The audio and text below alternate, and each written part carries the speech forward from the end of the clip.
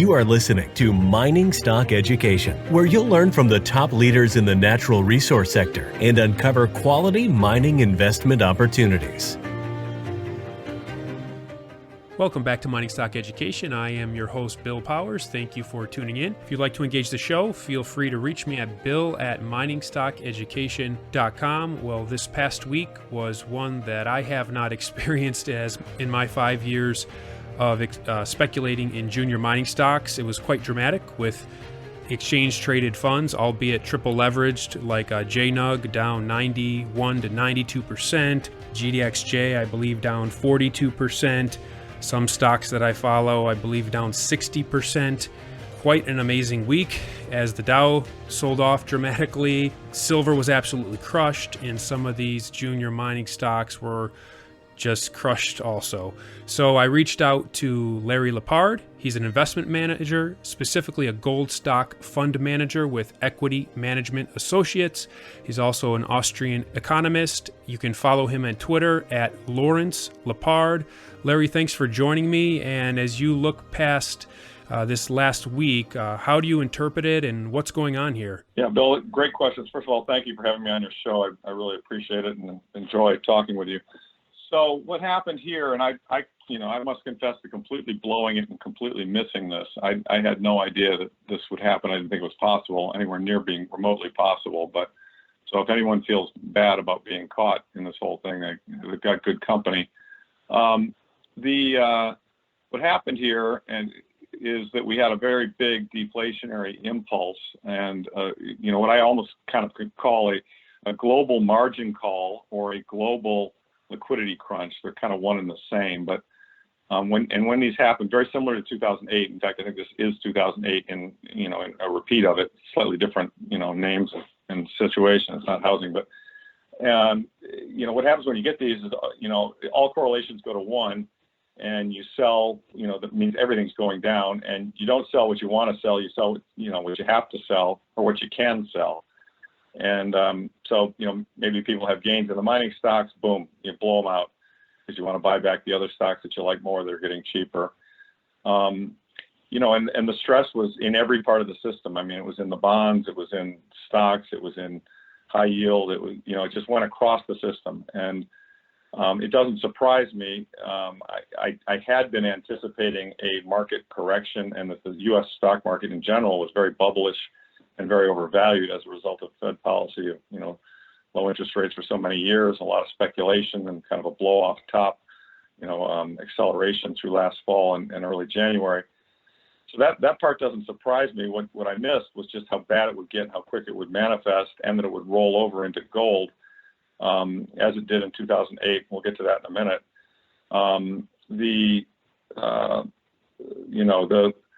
The quarter of 2018, fourth quarter 2018, you'll recall we also had a pretty good sized stock sell-off that they managed to save, but the stocks were down 20% in that quarter. U.S. stocks, the S&P, nearly 20%. And on Christmas Eve, Mnuchin came in and said, PPT is here, ease, blah, blah, blah, and the market took off. And during that period, if you checked, gold stocks did pretty well and gold did pretty well. In fact, as I recall, they were both either up a little bit or just only slightly down in a period when the stock market was getting crushed. And so what I thought to myself is, okay, there's your analog. People have figured it out. This is not the same as 2008. They understand that when the U.S. stock market is falling apart, gold and gold stocks are likely to go the other way as a result of anticipating future policy response. Let me revisit 2008, because before we got on this call, you and I were talking. I wasn't in the sector in 2008. In fact, I entered this sector in 2008 as a result of the policy that came out of 2008. I spent 30 years as a venture capital investor, made a lot of investments in technology, was fortunate to find the internet in 1993 and did well with that. I retired in 2000 to 2003. I unwound a portfolio that if people were giving me money saying buymore.com, I said, no, that's not a good idea. And so I kind of retired, and I was watching my own personal investments, and 2008 came around, and I thought, well, this is pretty unusual, all this money printing. I know where this goes. This goes to gold, and gold stocks will protect you against the monetary debasement that they initiated in 2008. And so I moved into this area, and I did it by shadowing some very good managers and learning about the companies. And actually one of those managers who would prefer to remain anonymous, but I was very close friends with, and in the 2008 experience, his fund went down 70% in the September-October timeframe. And he frankly said to me, I may be out of business. I'm going to get massive redemptions. I can't recover. I don't know what happened. Gold should protect us. And he was shell shocked, very much the way we all are kind of today. And although we're not down 70%, maybe depends on the index and the company, but and then he turned around to watch the next 2 months. He made the entire 70% back.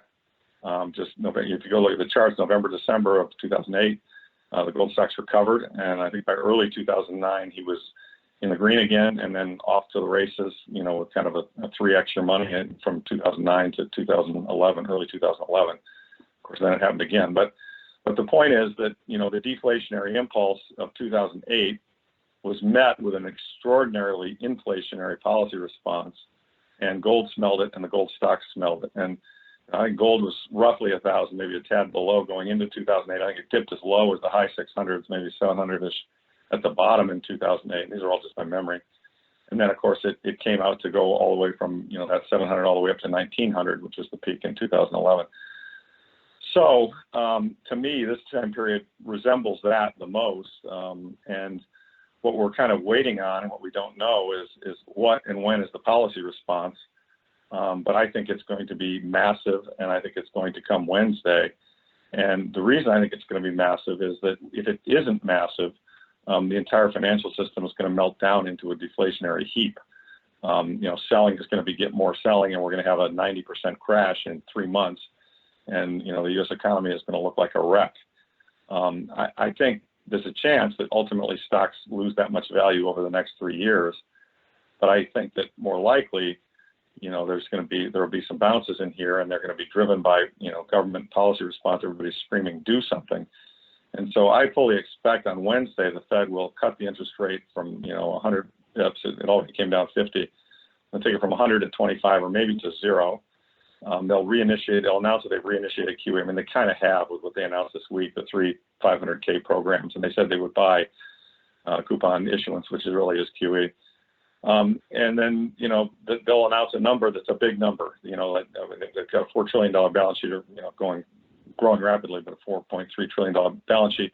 I mean, they'll say we're prepared to do QE up to $10 trillion or $7 trillion. I mean, and by the way, we're going to buy the entire Treasury curve. They've already hinted at this a lot.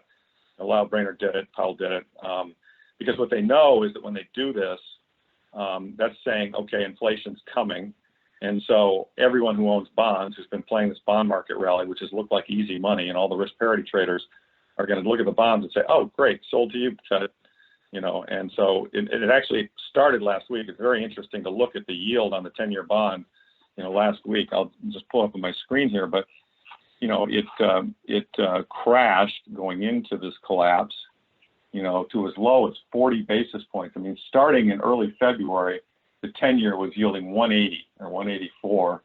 And at the bottom of, March here, 3 or 4 days ago, it went as low as 40 basis points. And now it's back up to 95. So I think the process has already started where people are saying, hang on a second, this country is potentially bankrupt. I don't want to hold these bonds.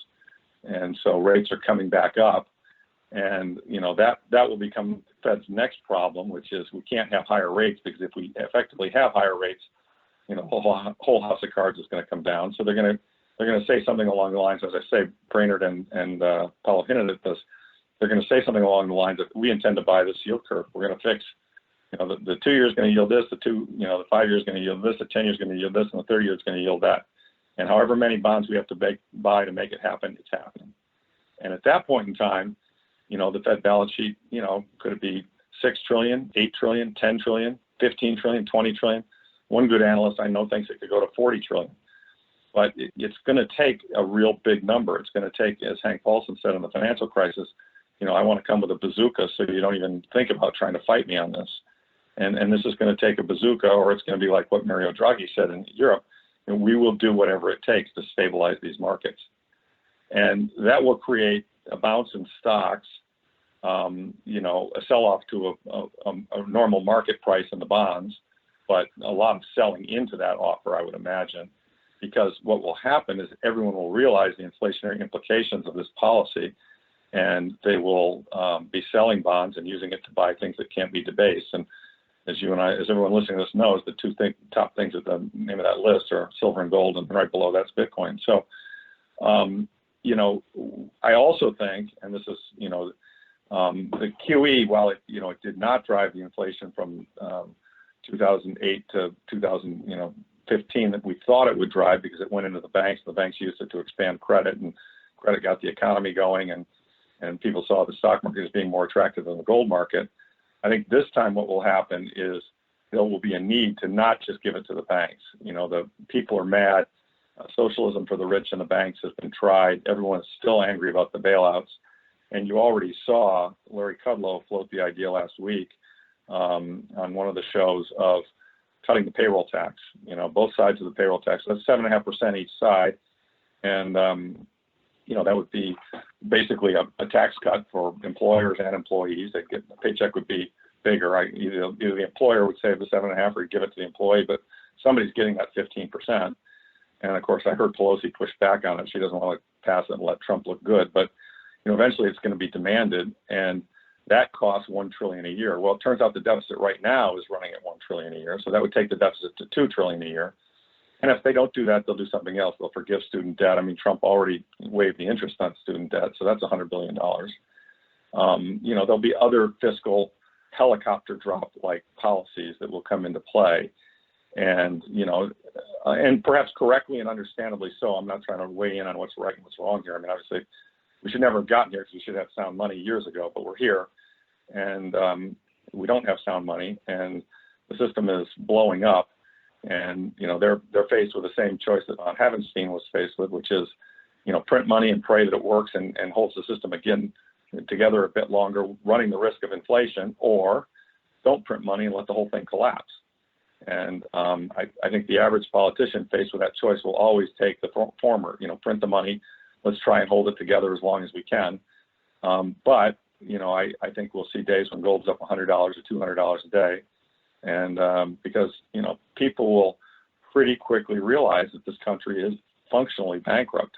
And, at an economic level, the government cannot pay its debts and cannot meet its obligations, and people can't bear a higher tax burden, and the country can't bear a higher interest rate burden. And so effectively, I call it sudden fiat death syndrome, SFDS. It's an acronym I've coined. The person who's been most on top of that, a lot of people on top of it. One good person who's been on top is a guy named Alistair McLeod, who writes for Gold Money, and you can find him on Twitter. He said some excellent essays on this, and he actually thinks that it happened this year. He's been saying that for a while. I was reading him, I'm thinking to myself, well, that's awfully soon. I don't think it's going to happen that fast. Now I'm beginning to wonder, what happened here, to me anyway, and what happened in the gold stocks this week. This was breathtaking. Just breathtaking how bad this is. Larry, regarding the gold stocks, like you, I'm kind of shell-shocked because I have physical precious metals is the base of my savings. And then from there, I jump right to the high-risk gold stocks. So, Me too. We all do. And all of us are sitting there thinking, boy, I wish I had a bit more in terms of precious metals, a bit less in terms of stocks, right? Right. And I own some JNUG, and I got hurt. I'm ashamed to say, but I was being aggressive. We'll all learn lessons in this process. So I guess one question I have for you, and it's a question I've been asking myself, is that since some of my positions sold off below anything I would have ever considered as a possible low, it was just, like you said, breathtaking to watch how low it went and the valuations against even my worst scenarios that I could have calculated. So even though they went this low, I know that mining stocks, they'll go so much lower than you could ever imagine. Could we see a relief rally, let's say the beginning of next week, and then they tank lower even further? And what's your expectations for that, and how are you positioning your fund? Yeah, well, my fund was I was fully long. I didn't hedge much. I actually, I'll brag a little bit. I did have a small S&P put, very small, like a couple percentage of my fund, just because I thought the stock market looked really toppy, and that worked, but it didn't nearly cover the losses in the gold. It's a great question, Bill. I don't think any of us can foresee how this is going to happen and what's going to happen. We could bounce and then go back into a double bottom. We could make a new low. We could come out of here like a scalded dog. I think all of those things are possibilities. these prices on these gold stocks are in no way justified unless we're literally going to have a mass global, extinction liquidity event where literally everything gets sold. And, I'm not quite sure why, but, I suppose they could all just kind of go to zero. But the mistake there I think the sellers would be making is they're running into a piece of paper, the dollar, because you sell a stock, you get cash. I think the dollar is ultimately going to go to zero. So, the volatility is hard as hell to handle. But, if you ask me, would I rather, I've got several companies that I know the people, I know the project, I know what they're doing. Even at today's 15-something gold price, they're trading at 2 times their annual cash flow. That's a 50% cash on cash yield. They don't have any debt, etc. Would I rather hold that, or would I rather hold a piece of paper that's issued by a government that's, in the process of blowing up and going bankrupt? I think I'd rather hold the gold stock. But where it's going to be marked at any point in time, I'm not smart enough to say, and I'm not smart enough to guess. It's very hard. If there, I personally, I'll give you my gut. It's just my gut. It's my best estimate. I think we saw capitulation in the gold stocks on Friday. If you look at the GDX and the GDX chain, the volumes, they were blowing out those 3X, JNUG and Nugget. They were over the top volumes. Multiples and multiples of, what they were trading on a daily basis beforehand. And so, and if you look at the disconnect in a lot of the stock prices, I actually think, if I were coming to this new and I just had fresh capital and I was looking at this and I said, okay, this is more oversold, this is like 2 standard deviations oversold, is it going to get more oversold and go to zero, or is it going to bounce back? I'd take the bounce back side every day of the week. I think they're going to bounce back. Now, what time frame, what path, double bottom. There are a lot of tricky things that nobody is, really knows for sure. But if the look, does gold go to 900, right? I don't think that's possible. But I didn't think what happened this week was possible either. So I think it's important that everybody respect, kind of the risk parameters, and if they play within their zone in terms of what they're able to, to lose and gain. I think there's significant upside. If gold finds a bottom around here and starts to rally, these stocks are going to take off like a scalded dog. I think there's a chance that happens on the Fed announcement. How everything reacts to the Fed announcement, I think will be a very big clue. If gold, if the market doesn't rally and gold doesn't take off on the Fed announcement, you'll know they didn't do enough, that the market doesn't believe them and deflation is still ruling. And as long as deflation is ruling, you sell whatever, people they sell. And it's just, could you be, if that scenario occurs, will you be trimming your gold stock positions later this week? I don't think so. No. I'm a gold stock fund. I'm built to hold these things. I'm not going to sell trying to get a lower price, if they go lower. I'm not leveraged. So I'm just going to sit there, knowing that there's some possibility that, we just have a complete deflationary collapse in the entire world. And, I think we're going to have other problems to deal with if that occurs.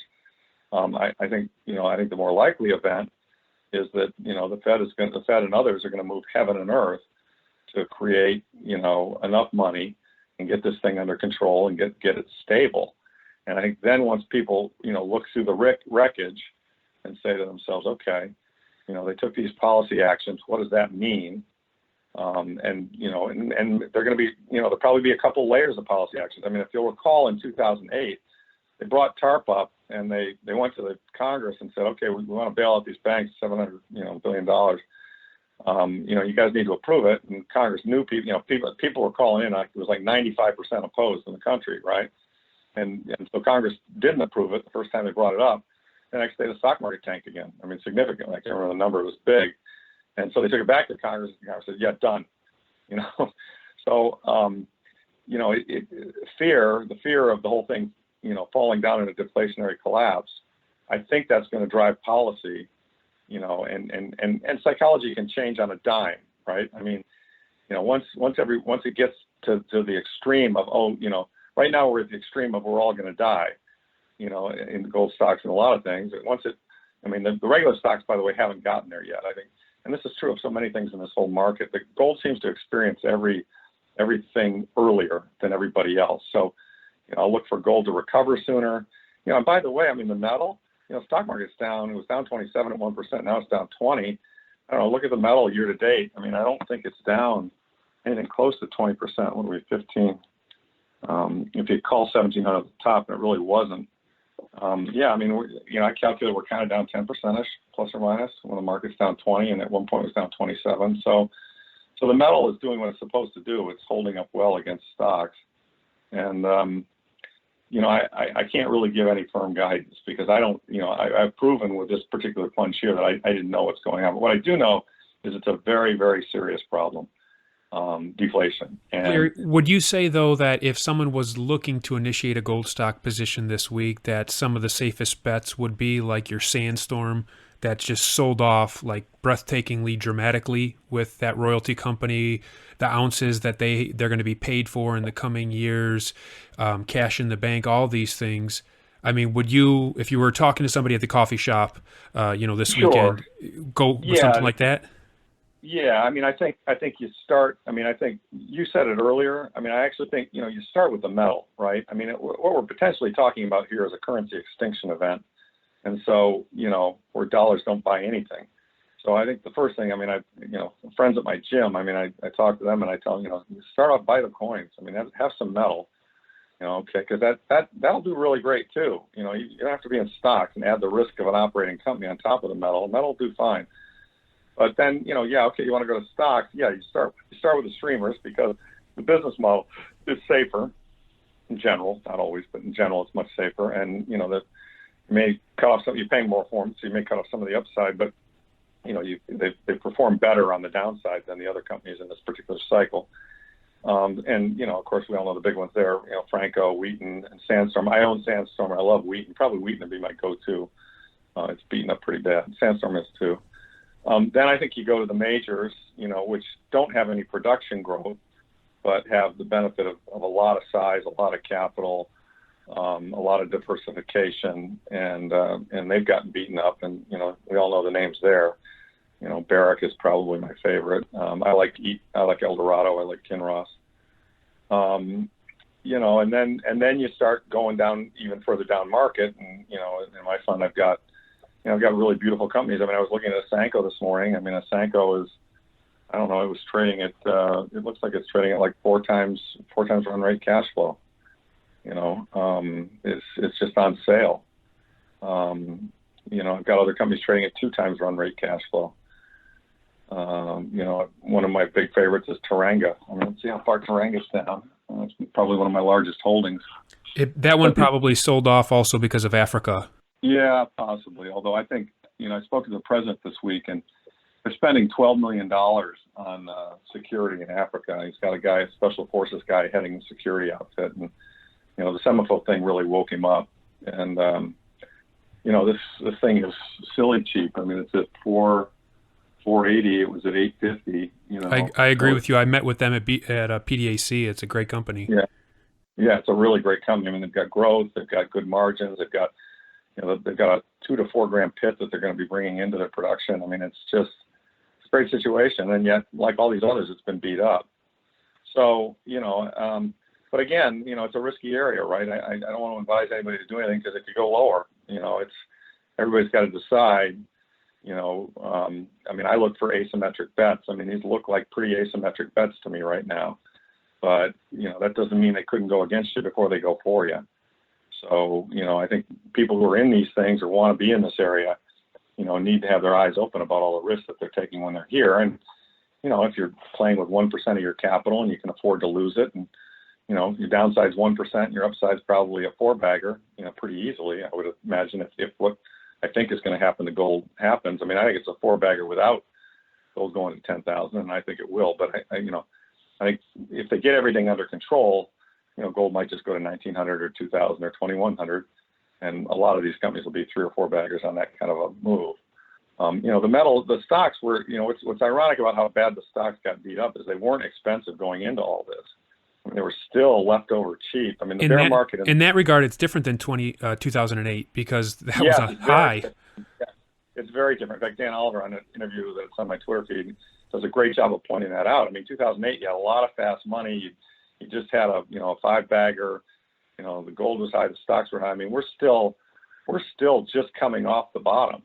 If this is a bull market in gold, and I think that's one of the things you got to decide. You've got to decide: do I believe that gold is the solution to the monetary problems that we have? I believe that very firmly, and obviously I've made my bets accordingly. But some people don't believe that, and if you don't believe that, you think that the Fed will be able to keep pulling rabbits out of their hat, and as they have in the past, then perhaps this is a tougher trade. But I think they have I don't think they have much left. I tweeted it this morning. I actually think they need gold to go up. I mean, if what we're talking about here is really deflation, and that's what it is. I mean, they just lopped $8 trillion, I think, off the stock market. That's a lot of wealth destroyed in 2 weeks, and it's been very quick, right? They need that's very deflationary. So they need to get, they need to stop that, or else, they're going to have a hulking wreck of an economy. And so they're going to try very hard to stop that. And I think you might even actually be in a situation where a lot of the people who in general wanted to keep gold under control because it hurts their fiat, game, look at this thing and say, no, gold going up would be fine. We need gold to go up because we need to get some inflation signaling going on here so that the whole damn thing doesn't collapse, right? So we'll see. I mean, it's obviously a very difficult and very tricky time, and it's not what any of us expected. And the bad news is we've gotten really tagged here. The good news is I think we have, at least I believe those of us in the gold community are looking at it, have an understanding of the monetary economics behind it and what's going on. And I actually think that what this tells us is the information in what happened here is that this is very real and it's happening a lot faster than we thought. And, I used to, before this happened, I thought to myself, well, we'll be lucky if gold hits 1,900 this year and maybe 2,500 next year. It's going to just kind of keep marching up as they base and so forth. I'm now of the opinion that it might hit 2,000 like soon, 3,000 like soon thereafter, and 5,000 like next, soon. I mean, because, the reason to hold gold is you don't have confidence in the system. And look at how the system just broke, and then look at what the response of the people who run the system is going to be, which is not going to be very awe-inspiring and confidence-inspiring, which is going to say just, print the damn money as much as we need forever and ever. And this is the Van Mises crack-up boom, where once it becomes clear to everybody that the policy of the government is to print as much money as it takes with no limit, then Gresham's law kicks in, and you say to yourself, all right, I can hold these dollars that are going to buy less and less every day, or I can buy something that I know cannot be produced at will and will hold its purchasing power through a cycle. And in every other credit collapse in history, gold has held its purchasing power through a cycle, and I fully expect that it will do so in this one. So, I think we're going to be, fine, but it obviously has been a rough start to this next leg of what I think will be a good gold bull market for some years here now. Larry, as we conclude, last week it was more challenging for me to control my emotions as I watched my investments tumble. So what advice would you give to me and the listeners as we wrap it up regarding how to navigate these markets emotionally? About 10 years ago, I was very out of shape, and I'm 62 now, and I started just heavily exercising. When the gold bear market from 2011 to 2015 really did a number on me. It was extremely tough. I had no belief or understanding of how they could reflate a bigger bubble than the last one and what that implied for gold, which was obviously that gold wasn't attractive in light of something else being more attractive. And so what I turned to was CrossFit and exercise, and kind of became freakish and almost obsessive about it because one, it keeps you young, and two, it reduces stress. So, I guess my piece of advice for everybody who's feeling stress in this area would be, go get a sweat on, go spend an hour and make sure you just exhaust yourself, because you'll feel better after it. You'll feel more, after a good night's rest, you'll feel more prepared to walk into battle the next day. And that really is kind of what it's been. It's been a battle here. So excellent. You've been listening to Lawrence Lepard, investment manager. Follow him on Twitter at Lawrence Lepard. Larry, thanks for coming on the show today and sharing your insights. I really appreciate it. Oh, thank you, Bill. It was really an honor to be with you, and I enjoy all that you do with your show. I hope to talk to you more in the future.